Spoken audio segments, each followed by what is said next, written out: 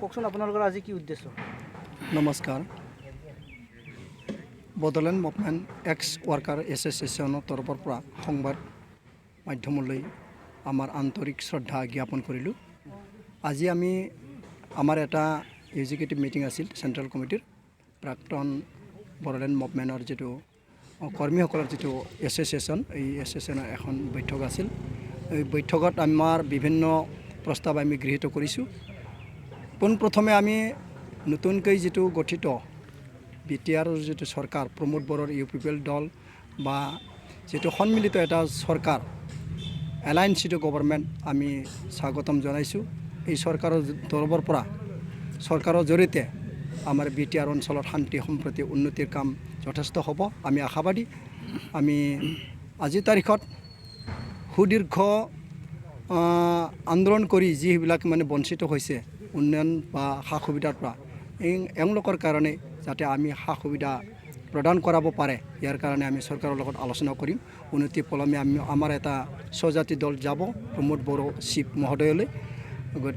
গতিকে ইয়াৰ কাৰণে আমি আলোচনা কৰিছিলোঁ। লগতে আমাৰ ভৱিষ্যত কাৰ্যৱলী আমি কেনেকৈ চৰকাৰৰ লগত সহযোগ কৰিব পাৰিম বা চৰকাৰৰ তৰফৰ পৰা আমাৰ ৰাইজৰ কাৰণে উন্নয়নমূলক সা সুবিধা আমি আদায় কৰিব পাৰোঁ, সেইটো সংক্ৰান্তত চৰকাৰৰ লগত আলোচনা কৰিম, সেইটোকে আমি আলোচনা কৰিছিলোঁ। লগতে পৰৱৰ্তী আমাৰ BTR অঞ্চলত থকা আমাৰ যিটো সংগঠন দল, আমাৰ কৰ্মীসকলক আমি যিটো সংস্থাপনৰ ব্যৱস্থাত আমি কেনেকৈ সংস্থান দিয়াব পাৰোঁ, ইয়াৰ কাৰণে আমি আলোচনা কৰিলোঁ।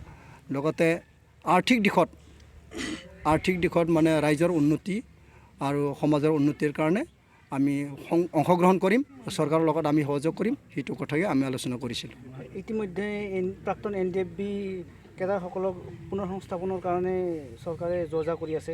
তেনে ক্ষেত্ৰত আপোনালোকে বড়োলেণ্ড মুভমেণ্টৰ যি সদস্য, তেখেতসকলৰ কিবা একোটো উত্থাপন কৰা নাই, এই ক্ষেত্ৰত আপোনালোকে কি ক'ব? চাওক, সেই ক্ষেত্ৰত প্ৰাক্তন NDFBৰ কেডাৰসকলৰ সংস্থাপন বা আৰ্থিক অনুদানৰ ক্ষেত্ৰত সেইটো যোৱা জানুৱাৰী মাহৰ 27 জানুৱাৰী তাৰিখে যিটো চুক্তি স্বাক্ষৰিত হ'ল, BTR যিটো চুক্তি স্বাক্ষৰিত হ'ল, সেই চুক্তিৰ মাধ্যমতে সেই দফাত লিপিবদ্ধ আছিল যে প্ৰাক্তন NDFBসকলৰ সংস্থাপন বা আৰ্থিক সাহায্যৰ কথা তাতে লিপিবদ্ধ আছিল। কিন্তু আমাৰ ক্ষেত্ৰত নাই।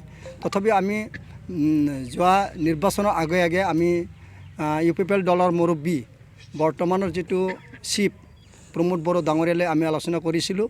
আমাৰ যিটো প্ৰাক্তন বড়োলেণ্ড মুভমেণ্ট যিটো কৰ্মীসকলৰ কাৰণে সংস্থাপন বা আৰ্থিক সাহায্য প্ৰদান কৰিব লাগে, সেইটো ক্ষেত্ৰত তেখেতে আমাক মানে আশ্বাস দিছিল। গতিকে আজিৰ তাৰিখত তেখেতৰ চৰকাৰ আহিল আৰু তেখেতৰ পৰা আমি আশাবাদী প্ৰাক্তন বড়োলেণ্ড মুভমেণ্ট কৰ্মীসকলে তেখেতসকলৰ পৰা আৰ্থিক নিযুক্তিৰ ক্ষেত্ৰত বা সংস্থাপনৰ ক্ষেত্ৰত সা সুবিধা পাব আৰু লগতে আৰ্থিক অনুদান আমি পাম বুলি আমি আশাবাদী। আজি যি আপোনালোকৰ ইয়াত মিটিং হ'ল, ইয়াত কিমানজন সদস্যই ক'ৰ পৰা ভাগ লৈছে? আমাৰ বৰ্তমান BTR অঞ্চলৰ 4টা জিলাৰ পৰা আহিছে। 4টা জিলাৰ এক্সিকিউটিভ মিটিং আছিল। প্ৰত্যেকটো জিলাৰ পৰা মানে আমাৰ সভাপতি সম্পাদক লগতে কেইজনমান কৰ্মীয়ে আমাৰ ইয়াত হেৰি কৰিছে, অংশগ্ৰহণ কৰিছে। আমি বৰ্তমান ডাটা কালেকশ্যন কৰি আছোঁ। প্ৰাক্তন বড়োলেণ্ড মুভমেণ্ট কৰ্মীসকলৰ ডাটা এটা কৰি আছোঁ। মোৰ দেন 4000 আমাৰ আছে, কৰ্মী আছে। গতিকে কম দিনৰ ভিতৰত আমাৰ সেইটো তালিকা সম্পূৰ্ণ হ'ব। ইতিমধ্যে বড়োলেণ্ড আন্দোলনৰ বহু বছৰ পাৰ হ'ল, অন্ততঃ হাগ্ৰামা মহিলাৰেও 15 বছৰে ৰাজত্ব কৰিলে ইয়াতে BTC। এই ক্ষেত্ৰত আপোনালোকৰ ৰিহেবিলিটেশ্যনৰ ক্ষেত্ৰত কোনো ব্যৱস্থা গ্ৰহণ নকৰিলে নেকি হাগ্ৰামা মহিলাৰে? এই ক্ষেত্ৰত আমি দুখ প্ৰকাশ কৰিম। পোনপ্ৰথমে আমি দুখ প্ৰকাশ কৰিম। 17 বছৰ কাল BPF চৰকাৰে বা BPFৰ মুৰব্বী হাগ্ৰামা মহিলাৰীয়ে শাসন কৰিলে BTC। কিন্তু প্ৰাক্তন বড়োলেণ্ড মুভমেণ্টৰ যিটো কৰ্মীসকলৰ কাৰণে সংস্থাপনৰ কথা তেখেতে কোনোদিন চিন্তা নকৰিলে। আমি দেখিলোঁ শ্বহীদসকলৰ পৰিয়ালো আজিলৈকে নিপীড়িত হৈ আছে, কোনো দিন সা সুবিধা পোৱা নাই।